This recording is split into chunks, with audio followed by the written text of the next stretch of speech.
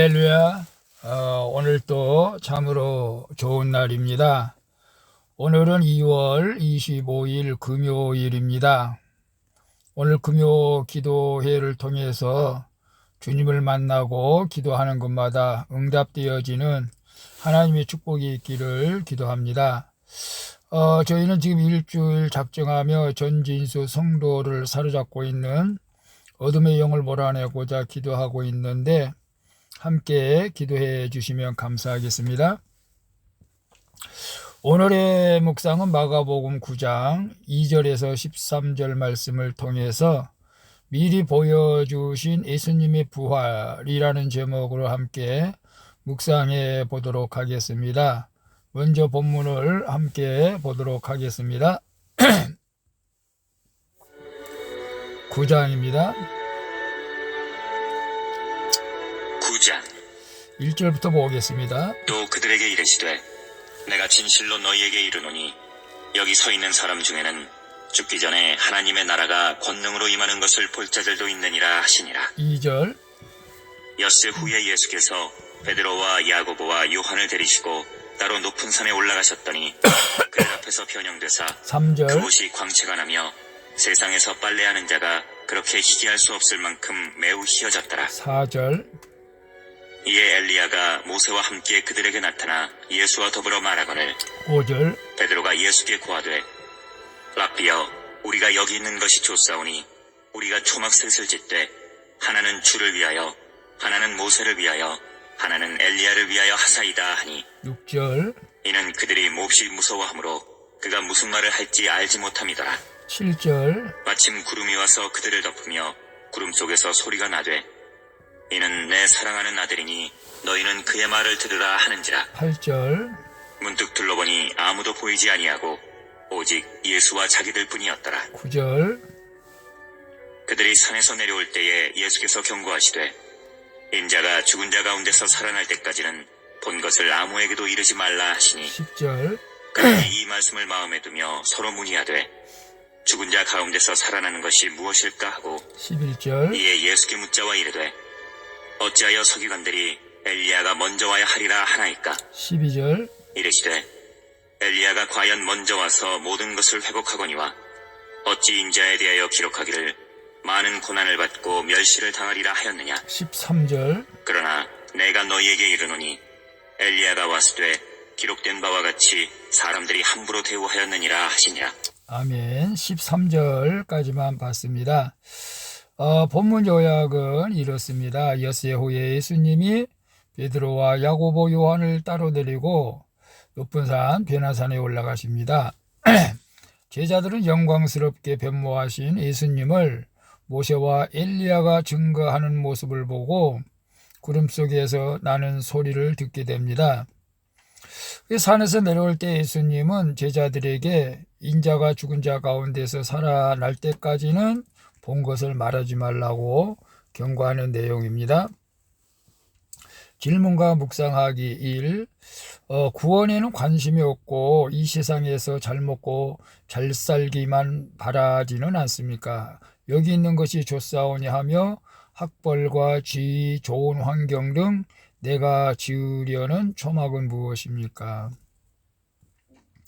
5절에 보면 베드로가 예수께 고하되 랍비여 우리가 여기 있는 것이 좋사오니 우리가 초막셋을 짓되 하나는 주를 위하여 하나는 모세를 위하여 하나는 엘리야를 위하여 하사이다 라고 말씀하고 있는데요. 베드로의 신앙 고백이 있는지 딱 엿새 6일이 지난 예수님이 시의 제자를 따로 데리고 높은 산에 올라갑니다. 변화산이죠. 우리도 제자들처럼 예수를 믿어도 반복적으로 말씀을 듣고 훈련을 받아야 합니다. 산에 오르신 예수님이 제자들 앞에서 영광스러운 모습으로 변형이 되자 율법의 대표 모세와 선지자의 대표 엘리야가 나타나 예수님을 증거합니다. 이에 베드로는 충동을 억제하지 못하고 여기 있는 것이 좋사오니 초막셋을 지차라면서 분별 없이 말하죠. 십자가의 고난과 부활의 영광이 있는 하나님을 바라보며 주님의 말씀을 듣고 배워야 하는데 구원에는 관심이 없고 이 세상 영광만 추구하게 되면 자기가 무슨 말을 하는지도 모른 채 이런 현상이 나타날 수가 있다는 것이죠. 그래서 질문해 보면 구원에는 관심이 없고 이 세상에서 잘 먹고 잘 살기만 바라지는 않습니까? 여기 있는 것이 좋사오니 하며 학벌, 지위, 좋은 환경 등 내가 지르는 초막은 무엇입니까?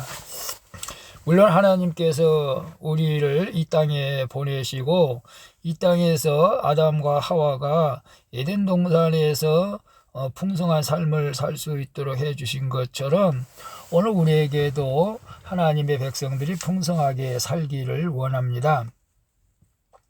그런데 중요한 것은 우리가 풍성한 삶을 통해서 분명히 우리가 짚고 넘어가야 할 일이 있는데 그것은 구원입니다. 우리가 아무리 풍성하고 아무리 잘 살고 우리가 아무리 건강해서 오래 산다 할지라도 구원이 없으면 그 삶은 진짜 불쌍한 삶이 되는 것이죠.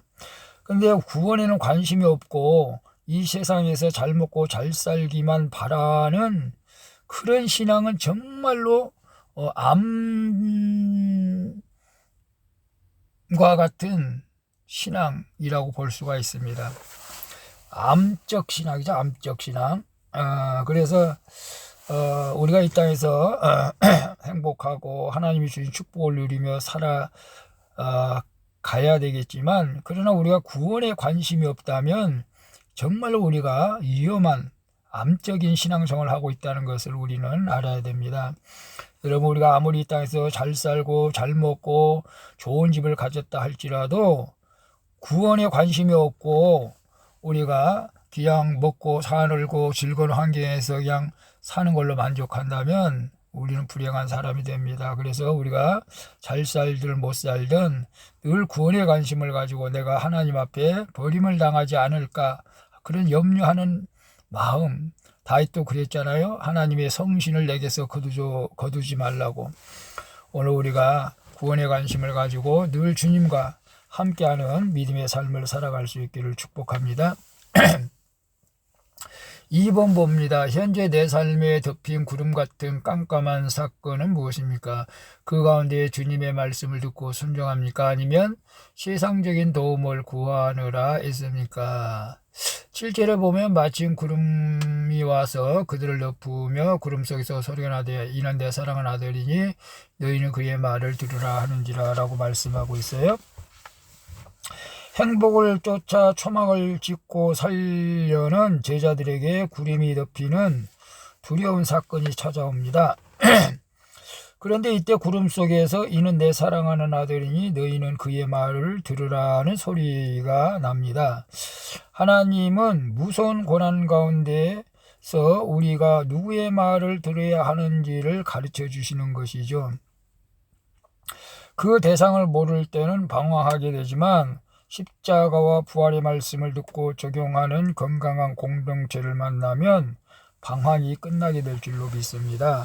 교회 공동체 안에서 여러분 문제를 해결할 수 있기를 축복합니다.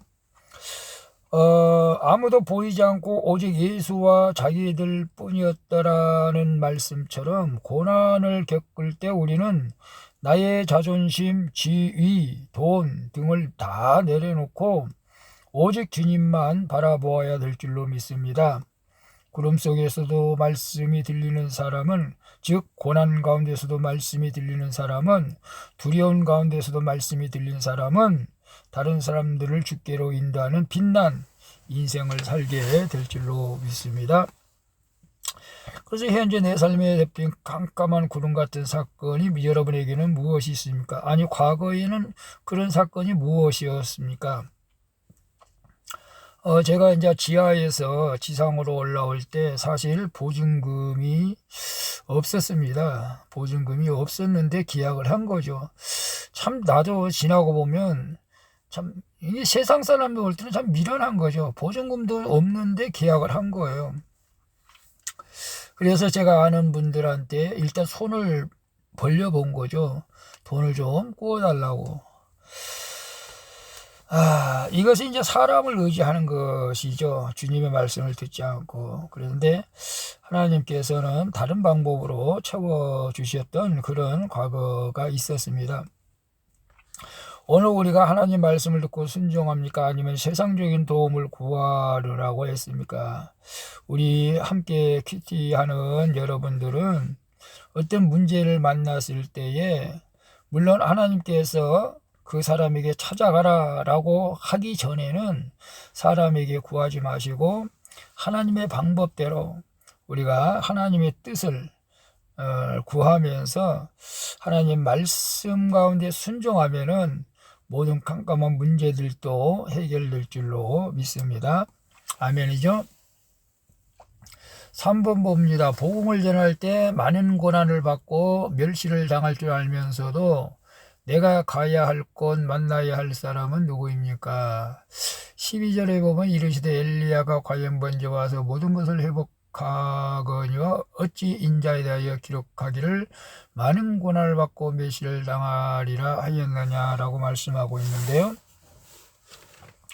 예수님은 높은 산에서 내려와 고통과 슬픔과 질곡이 있는 산 아래 사명의 땅으로 가십니다.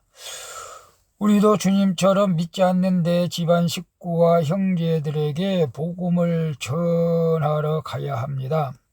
예수님은 제자들이 산에서 본 주의 영광스러운 모습을 인자가 부활하기까지는 아무에게도 말하지 말라고 경고를 하시죠.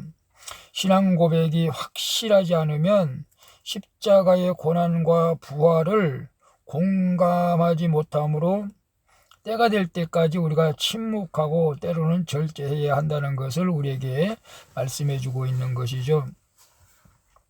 그런데 제자들은 엘리야가 메시아보다 먼저 와야 하는데 엘리야가 어디 있는지를 궁금해합니다. 이에 예수님은 죄와 회개와 심판을 외친 엘리야 즉 세례 요한이 목배임을 당했듯이 인자도 많은 고난을 받고 멸시를 당할 것이라고 말씀을 하시죠. 자, 우리가 신앙생활할 때 항상 우리가 칭찬만을 듣는 것은 물론 좋은 일이기도 하죠.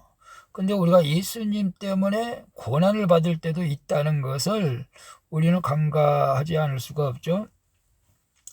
복음을 전할 때 많은 고난을 받고 멸시를 당할 줄 알면서도 내가 가야 할 곳과 만나야 할 사람은 누구입니까?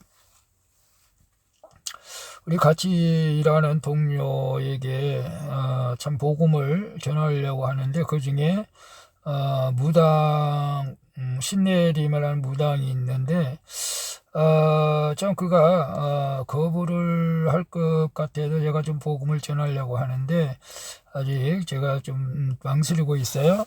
그러나 내가 좀 복음을 전하려고 합니다. 그리고 같은 정말로 세상을 향해 가는 사람들에게도 제가 한번 이제 인생을 바꿔보지 않겠습니까? 라고 또 복음을 전하기도 합니다. 내가 가야 할 곳 만나야 할 사람, 여러분은 가까이 있는 사람들이죠. 가족입니다. 여러분 주변에 이웃입니다. 또 사촌들, 우리 사촌들에게도 제가 복음을 전하러 가야 될 대상들입니다. 그러나 지금은 만날 수가 없어서 기도를 하고 있습니다. 여러분, 우리가 고난 받을 것을 각오하고 복음을 전가할 때 하나님의 영광이 그곳에 가득 차게 될 줄로 믿습니다. 기도하겠습니다. 주님, 예수님을 믿는다고 하면서도 여전히 눈에 보이는 영광을 구하며 이 땅에서 초막을 짓고 살고자 하는 저의 어리석음을 용서해 주시옵소서. 깜깜한 구름과 같은 고난이 찾아올 때 말씀이 들리는 은혜를 베풀어 주시옵소서. 구원을 위해 십자가 고난을 받으신 주님을 본받아서 손과 발이 가는 섬김으로 순종하며 복음을 전하며 살게 하여 주시옵소서. 예수 그리스도의 이름으로 기도합니다. 아멘. 우리 찬송가 94장 주 예수보다 더 귀한 것은 없네. 함께 찬양 부르고 마치도록 하겠습니다. 복된 하루 되시기를 바랍니다.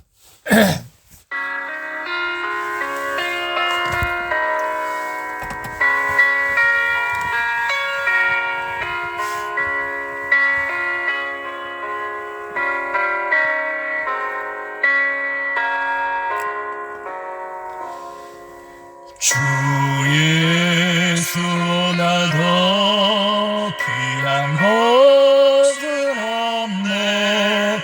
이 세상 무기와 바꿀 수 없네. 영죽을 내 대신 돌아가신 그 놀라운 사랑 잊지 못해. 세상 즐거움 다 버리고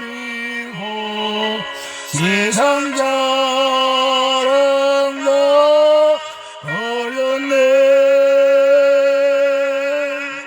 주 예수보다 더 귀한 것은 없네. 예수밖에는 없네. 주 예수보다 더 귀한 것은 없네. 이 세상 명예와 바꿀 수 없네. 이전에 즐기던 세상 일도 주 사랑하는 마음 뺏지 못해. 세상 즐거움 다 버리고 세상 자랑도 버렸네. 주 예수보다 더 귀한 것은 없네. 예수밖에는 없네. 여러분, 세상에서 행복하게 사시기를 바랍니다. 그러나 예수 뺀 행복이 아니라 예수와 함께하는 그런 행복의 삶을 살아갈 수 있기를 축복합니다.